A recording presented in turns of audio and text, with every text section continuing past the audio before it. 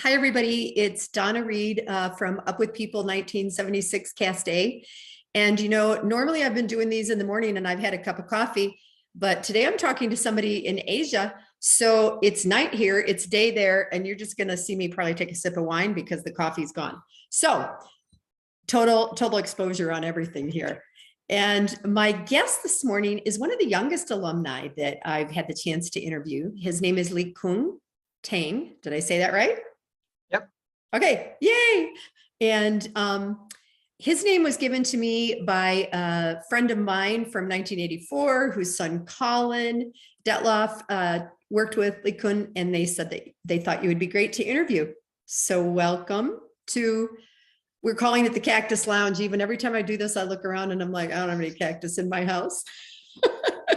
Yeah, thank you, Donna. Thank you for joining. So tell everybody where you live and when you travel. Sure. So right now I'm currently based in Singapore, but it's still kind of an unstable status. I'm trying to find a job here. Yeah, and I traveled in B14 and A15, then have been staff member from B17 until the pandemic. Okay, so B7, what did you do when you were a staff member? What was your job? So I did a couple of roles, first starting as PR, then as promotion manager, operation coordinator, operation manager, and then I end up as cast manager in A20. Oh, wow, that's awesome. So, okay, I'm just going to say this. I have no idea. I'm not good at judging how old anybody is. So tell me how old you were when you first traveled, and then how old are you now? So when I first traveled in B14, I was 21. Right now I'm 29, I think. Yeah, I'm 29. Pretty old. And were you from Singapore, or were you born somewhere else and now you're looking for a job, or what's the Yeah, I came from China, and right now I'm holding a student pass here and trying to look for a job here. Yep. Okay, so you're from China. How in heaven's name did you learn about Up With People? It was a friend of mine. Actually, I was joining another activity in Beijing, right? It's kind of activity that gather also young people from around the country. And for me, it's also to hear what are the other interesting young people thinking. Okay. And then one of the friend kind of casually mentioned about Up With People, that there is a friend of his that he's really admire that joined this activity, right? So after that, I searched the name and I applied. But it took a long time kind of to convince my parents for me to join, because as you can imagine, in China, like you take a year off from the college and join something that won't even give you a certificate, and it's quite expensive. It doesn't make sense to them. Yeah. So it took me a long time to actually convince them for me to join. Yeah. Okay. So did you then just apply online? You hadn't seen a show, correct? Did you? Yeah, I haven't seen a show. I just talked to one of the alumni about her experience, and she also kind of helped convince my parents. Okay, so someone from China? Yep. And who was that? And when did she travel? Oh, roughly. I don't think I remember. I think she traveled also like a few years before me, definitely after 2000. Okay. Yeah, I think her name is Wan Yu. I remember. Yeah, Zhao. Her family name is Zhao. Yeah. Okay. That's exciting. I interviewed a man yesterday. I say yesterday, could have been 4 days ago. Everything, I've lost track of time. And he traveled with me, but he was also in one of the first casts that went to China.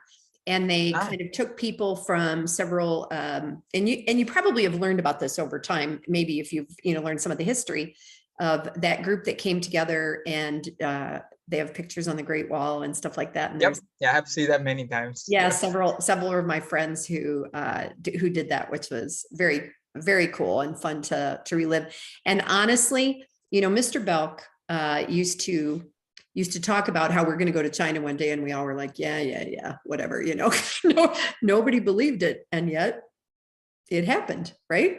Yeah. Yep. Yeah. So, all right. So you get accepted. You flew to Denver, I assume. Is that where they staged?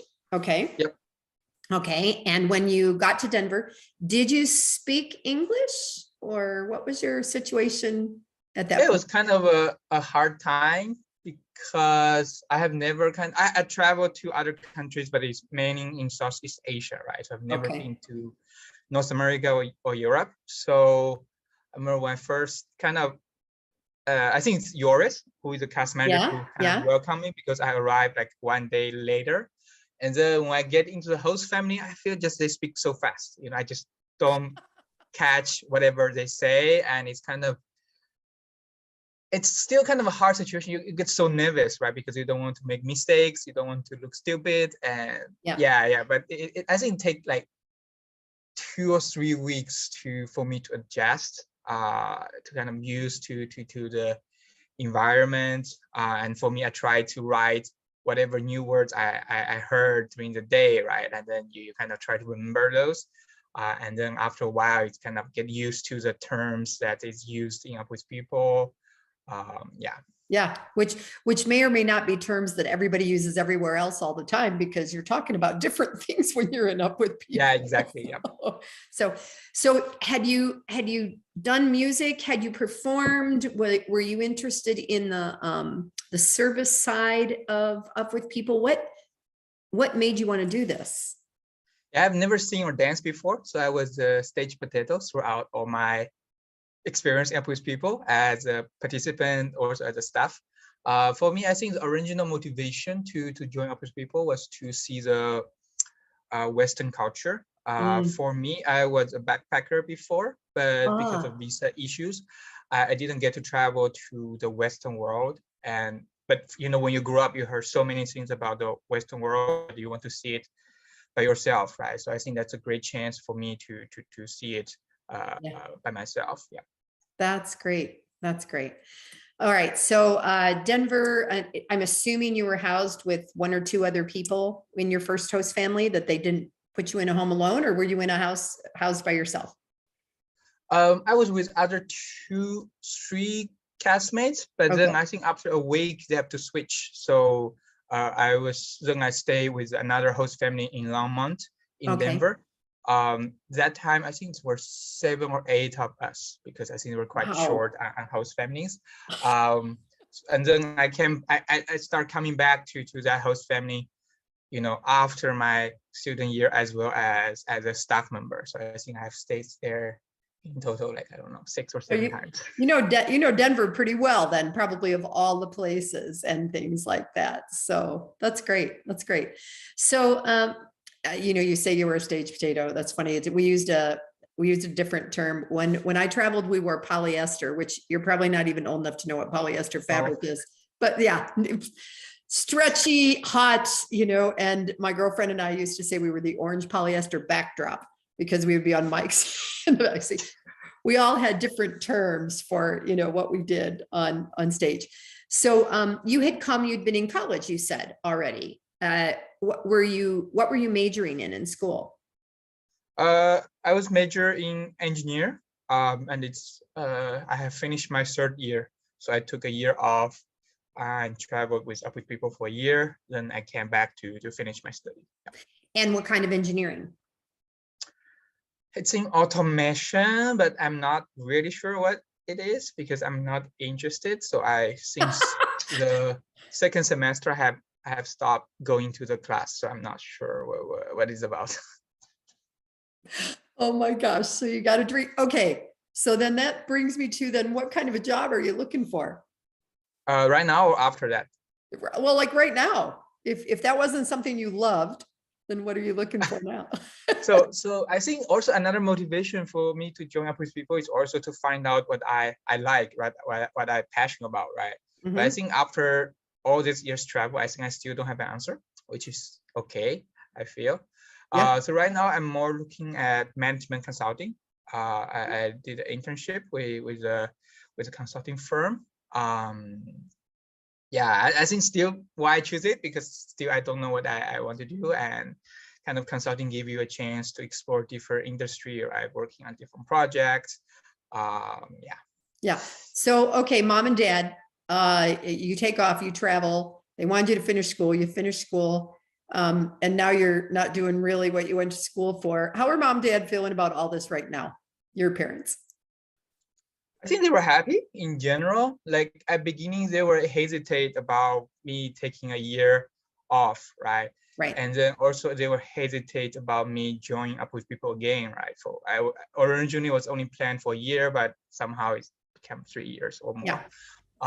But I think within those years, they have definitely see how much I've grown, and also they trust me, like I'm responsible for my own life, right? So I think within those years, the trust we have built, I think make them kind of quite happy. Also, they were quite happy about my choice, and they trust me with whatever I choose to do. Yeah. That's nice. Do you have brothers or sisters? No, that's No. also make them made it them hesitate to for me to They're join. like, our only son is going to take off and go travel the world. Like, yeah, I can only imagine. So, did they ever get to see a show? No, I think they have never been outside of China. Oh gosh, you have to get them some YouTube videos. Show them some things from, Well, you can now have YouTube in China, as well as they don't speak any English, so it will Oh. be, imagine you are watching a Chinese show, right? You have no idea what they're talking about. So Yeah. Okay. I get it. All right. So, from a music perspective, since then you were involved for several years, is there a song or two in your show that you feel meant a lot to you or kind of related to the world and your travels? Is there something that was super special to you? I think there's a lot, to be honest. Like in my participant year, I would say Voices from the show Voices. I think it's kind of related to me, because at that time it's also for me to see the world, right? To express my voice, to see the world as well. Mm-hmm. After that, I think songs like Crossroads, from the new show Live on Tour, I think really related to me. I think not only for refugees, but also in my kind of personal life, right? To find a place you call home. That's a great, yeah. That's a good song. There's always one or two that seem to impact and stick with you through time, Yeah. Yeah, and actually after pandemic, sometimes I listen again, right? The sounds in Live on Tour, and I feel like most of them really, like after that you look the lyrics and you feel, okay, it's really like written from your heart. Yeah, I agree. So, was there an experience that you had on the road that you think impacted you tremendously? A host family, a place, an event that you think you'll never ever forget? Well, I think there's so many, to be honest, from all those years. I think, for example, in my student year, right? I think for example, the Hunger Banquet workshop, the goodbye to my Denver host family, the farewell in the last show, right? The cast appreciation, and I don't know if I should mention that. For all of those in my student year, I think was quite, and yeah, it's impacted me a lot, and I still remember them very often. Yeah. Are you in touch with cast members? Not really, because I'm those kind of person. If you don't talk to me, I will not talk to you. It's not like I don't care. It just, for me, I don't. Sometimes you got to be the first one, Likun. I don't use social media that often. I also don't message that often. It's not like I forget you. It's like, yeah, I don't talk that much. Do you know that when I traveled, there was a group of us, there were 4 or 5 that were super close friends. And one of them, her children never knew that she had traveled. They didn't even know, like when they met me, they had no idea why their mom knew me. And my children knew about Up With People forever, like probably more than they wanted to, So it's always interesting how when people aren't, close or whatever. And it isn't like you have 400 people in your town, that all traveled enough with people that you would get together with or something like that. So that's interesting. So talk to me about foods that you ate on the road. Was there anything that you ate that you loved and now you still love it? Or was there anything you ate that you thought, oh, I'm never going to eat this again? Tell me about something for you that. Yeah, I think something stand out is I just think about how stupid I was by that time. Is when we went to Switzerland, I think Switzerland or Germany, and I have never eat cheese before I traveled to Opus people. Really? So yeah, so cheese is like a new thing, right? So this host family kind of did a fondue for me, Wow. and then for me at that time I was like, oh, it's all about cheese. It's it's so hard to eat, so I don't eat that much. I didn't eat that much, but after a while, right, I kind of get used to eat cheese, and I really appreciate the taste and the flavor. So looking back, I'm just saying, okay, how stupid I am. They host Yeah, me a but you don't cheese know. fondue, and I kind of wasted, Like that great opportunity for fondue, and I didn't really Yeah. have so much. It's the Asian culture is so different, whereas like European and American, we have way more things in common and stuff. So to hear somebody say they hadn't had cheese just blows my mind. And then simultaneously, you all have foods that are a regular part of your world that a lot of us have never had, and it's one part of the world I've never been to, Asia. And I always wonder, first of all, I'm super tall. I feel like I'd be taller than everybody over there. But so cheese, tell me, in the countries, you just named a couple. So there's a lot of international travel in Up With People. Is there a place that you went that you loved, or a place that you would love to go back to again? Yeah, I think there's many. Like in the US, I remember still in my participant year, I think it was in Laconia. I think it was Virginia or somewhere, but it's a lot of lakes. I think I really enjoyed the wake. I stayed there. I think Denver in general as well. And we went to Cuba. I think it's also a great place to come back. But I think it's maybe not to live there for a long time, but I think it's a great place to go back.